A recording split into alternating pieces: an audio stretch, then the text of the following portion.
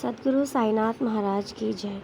गुरु ब्रह्मा गुरु विष्णु गुरुर्देवो महेश्वरा, गुरु साक्षात परब्रह्म तस्मै श्री गुरुवे नमः। सब दुष्टन के नाश हेतु और साधु सम्मान, भगवत गीता में कहे अर्जुन से भगवान। धरा धर्म से हीन हो पाप बड़े संसार, थापन हित निज धर्म के ईश्वर ले अवतार।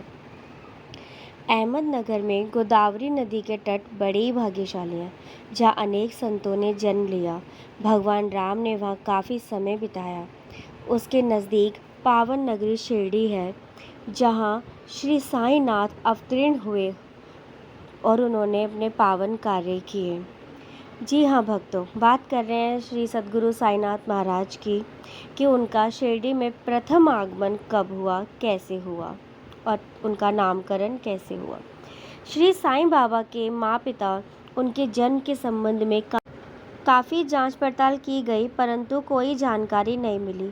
किसी को कोई जानकारी नहीं है। जिस प्रकार नामदेवा कबीर दास जी का जन्म अन्य लोगों की भांति नहीं हुआ था, वे बाल रूप में प्रकृति की गोद में पाए गए थे।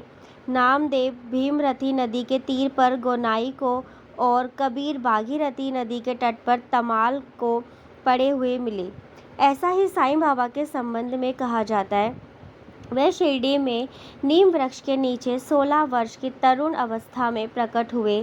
कुछ समय रहने के पश्चात वे अंतर्ध्यान हो गए।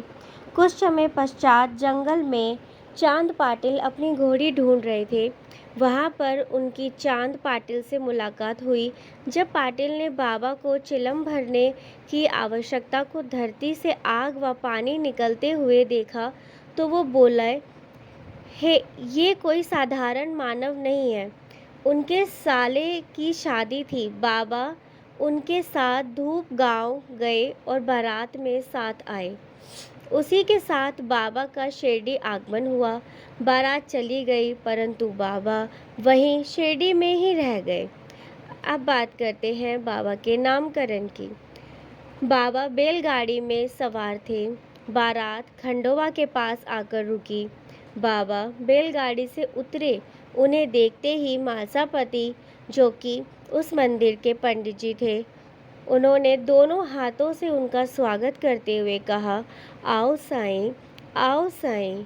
बाबा उनके पास आ गए और इस प्रकार बाबा का नाम साईं पड़ गया।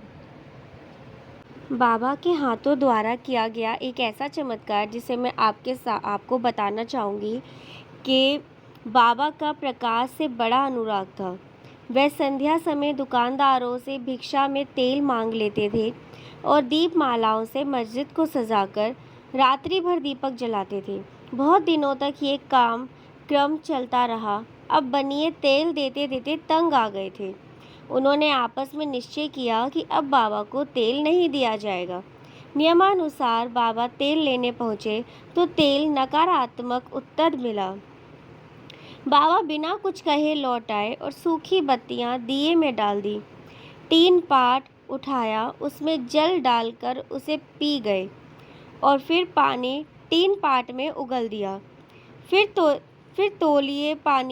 तेलिए पानी दीपकों में डाल दिया। रात्रि भर दीपक निरंतर जलते रहे। ये सब बनिए देखते रहे। उन्हें अपने पर पछतावा हुआ।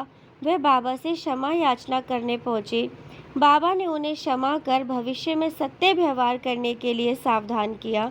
इस प्रकार बाबा ने जल को तेल में परिवर्तन कर दिया। साईं बाबा से जुड़ी ऐसी और जानकारी पाने के लिए मेरे चैनल को सब्सक्राइब कीजिए, वीडियो को लाइक कीजिए।